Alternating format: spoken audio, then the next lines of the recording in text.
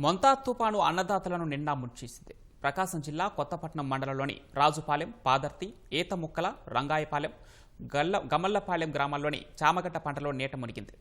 అప్పులు తీసుకొచ్చి మరీ సాగు చేసిన పంటకు పెట్టుబడులు కూడా తిరిగి వచ్చే పరిస్థితి లేదని రైతులు ఆందోళన వ్యక్తం చేశారు.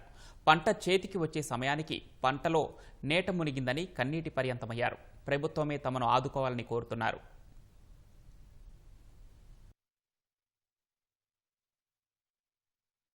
ఇప్పుడు మనం తీయడానికి కూడా ఏది పనికిరాదు.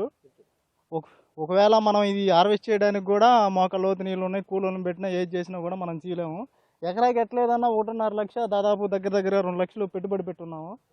ఇప్పుడు ఏం చేయాలో ఇది అర్థం కాని పరిస్థితి అండి మాది.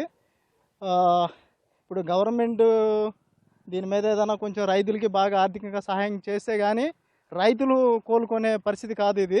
అప్పులు తెచ్చుకొని వాడుకోవడం, తర్వాత ఈ పంట తీసినాక ఇది ఎంతో కొంత 20,000, 30,000 మిగిలిద్ది. అదంతా 2 లక్షల్లో 1,80,000, 70,000 వాళ్ళకే పోద్ది, అప్పుల వాళ్ళకి. ఇంకా దాని మీద ఆధారపడి ఉన్నాము. ఇది నష్టం పరంగా మాకేం రాదు సార్.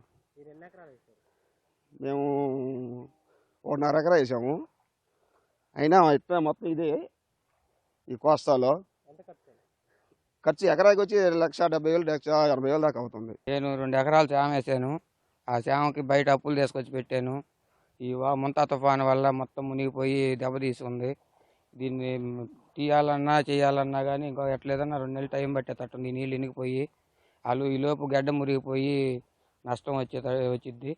దీనికి ఏదన్నా ప్రభుత్వం ఏదన్నా పవన్ కళ్యాణ్ గారు, చంద్రబాబు నాయుడు గారు, లోకేష్ గారు దీని గురించి ఏదన్నా చూసి మా బాధలు పట్టించుకొని ఏదైనా సహాయం చేస్తారని ఆశిస్తున్నాం. 2 ఎకరాలు వేస్తే మొత్తం నీలమయం అయిపోయింది. ఏ చేతికి వచ్చేవారు లేదు, మొత్తం కుళ్ళిపోయింది. అసలుకి పనికి వచ్చేది కాదు. ఎకరాకు వచ్చి 2 లక్షలు అంటే 2 ఎకరాలు వేసాను, 4 లక్షలు పెట్టుబడి పెట్టుకుంటున్నాం. అప్పు తీసుకొచ్చి మొత్తం చేసి ఉన్నాం.